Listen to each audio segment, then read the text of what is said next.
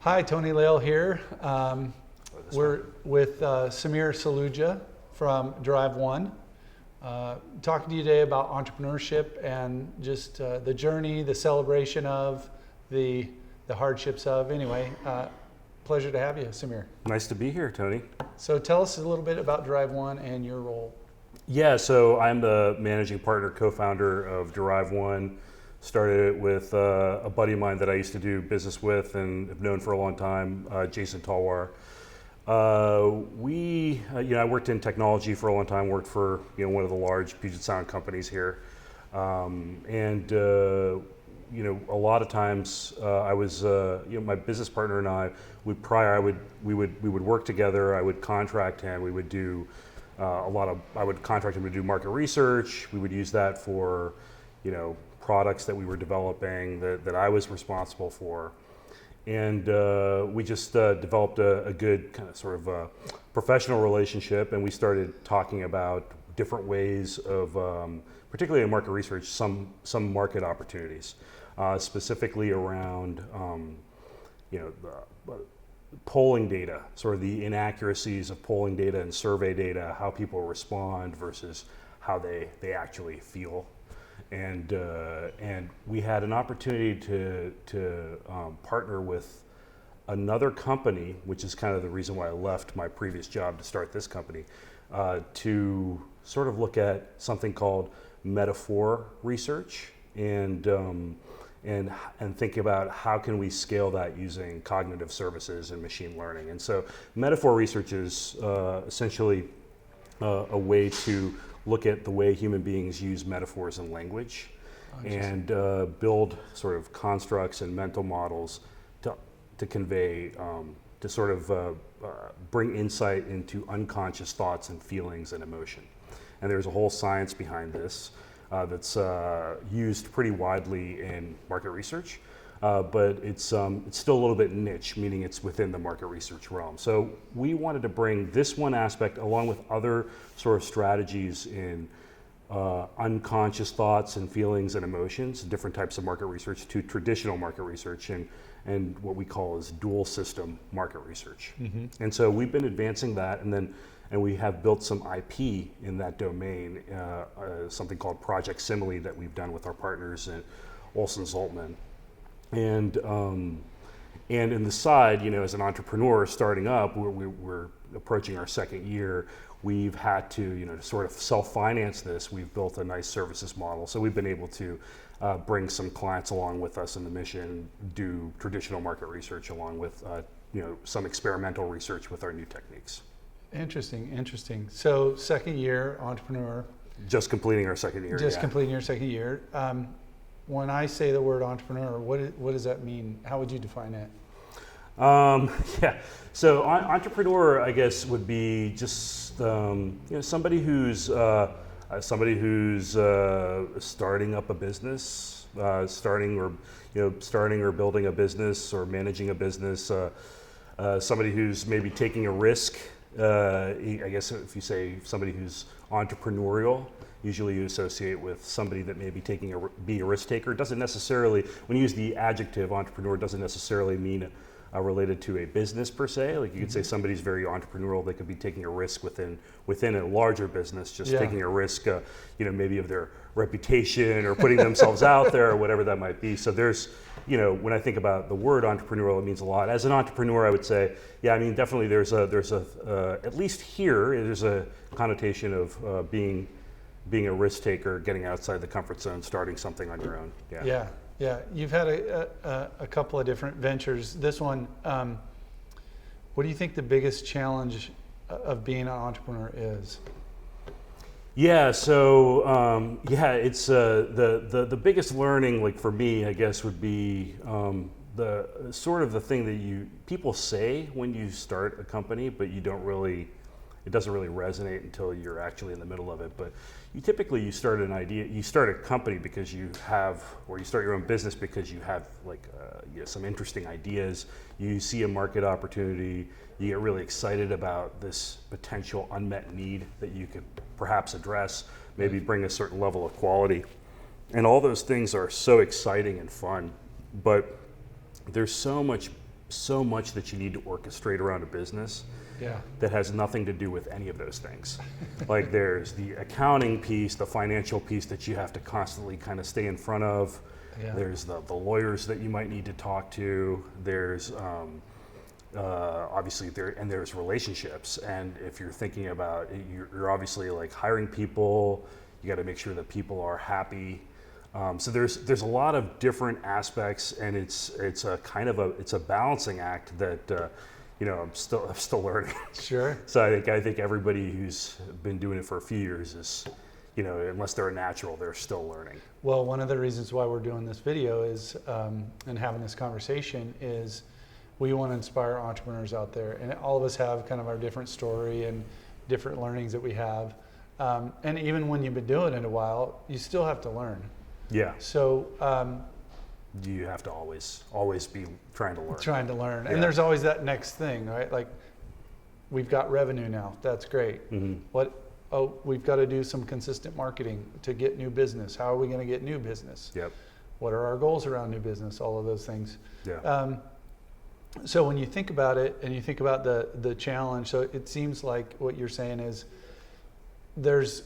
for some entrepreneurs, there's this fantasy land of, wow, I'm an entrepreneur, I control my own destiny, and then there's the reality of there's like 18 different jobs or more that have to be done in different parts of the business. 100%. And when you're usually what inspires you to become an entrepreneur is everything but those 18 jobs that you weren't thinking about, right? It's the stuff that like. We were super excited about the research, about helping companies, helping customers we like, truly like people that we want to see help them be successful. Right. Providing good validated research, like scientifically valid research.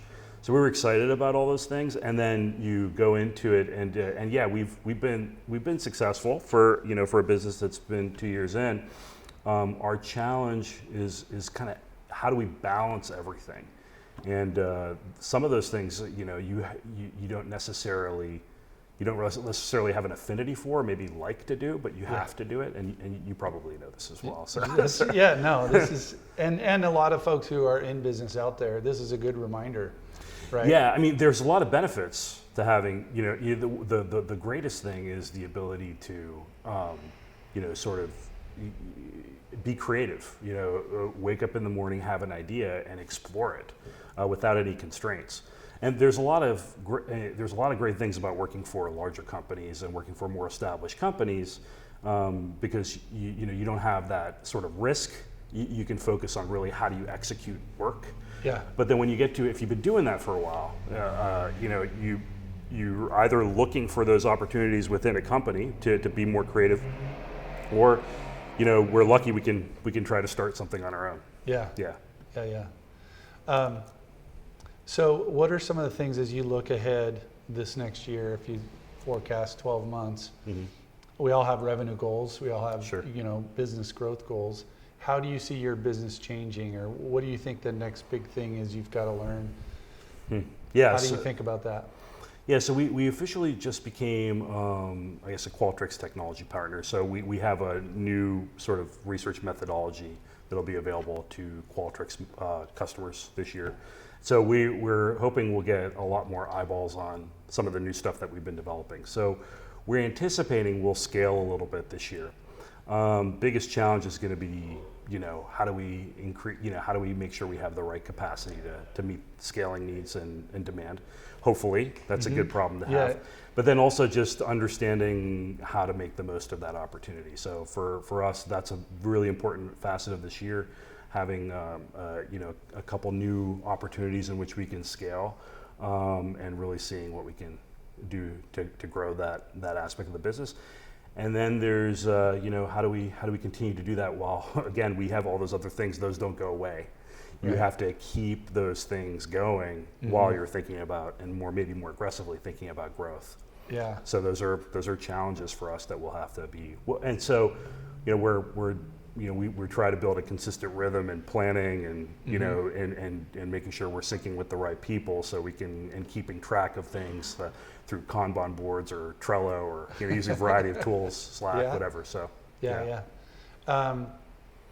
If someone were out there working for a corporation and they wanted to start a business and they had an idea, what would be some pieces of advice you'd give them? I mean, you've kind of mentioned it a little bit, but yeah, I don't know. Like, I've been doing it for 2 years, so I'm still learning. I don't know if, for me, I would just say like, make sure you are taking, make sure you're taking, and this is me, and maybe I'm a little bit more risk averse, right? Some people might have a higher risk tolerance. I don't know. Sure. But if you have, but just have a good plan. Have a solid plan. Try to really predict. Try to kind of really think about how you anticipate everything going, where you're going to get your business from. Plan for time where you're going to have to develop business. Making sure you have enough money kind of set up for a run rate and things like that. So, I mean, making sure you can manage the financial aspects, at least up front, is good, or having a plan to address it, because you don't want to get into, well, some successful entrepreneurs I know have gotten into those crazy situations, right. But I wouldn't be the right person to know to answer how to navigate those Don't things. sell everything you own. Yeah, exactly. But then, some people are successful doing that. Yeah, that's what I'm saying. Like, I'm not sure. I can only talk from my perspective. Yeah. Well, you bring it up. It's interesting, your perspective. Mm-hmm. And the one thing I like to say about being an entrepreneur is you are forced to learn actually who you are and stick to your guns. There's times when there's tough decisions that need to be made. There's times when it's challenging. But how do you, when I say that, what do you think that's true? Is it? Yeah, I mean, especially, so it depends, if you have constraints. And usually the biggest constraint is time. So you're forced to make a decision quickly, probably sometimes maybe before you really want to. So you have to make those decisions. Right. Time constraints happen, particularly with customers. Like if something's needed right away, oftentimes with partnerships, and we tend to have a lot of partnerships with different companies. Yeah. You're missing critical milestones, which might push you back an entire year. You have to quickly make a decision in terms of like investing money, right. Potentially. So, yeah, you can't. You really can't get too comfortable. I guess at least not yet. There you go. There you go. Yeah. All right. Well, hey, thanks for coming on, Yeah. Samir. I really appreciate your time. Pleasure. Yeah. And good luck out there.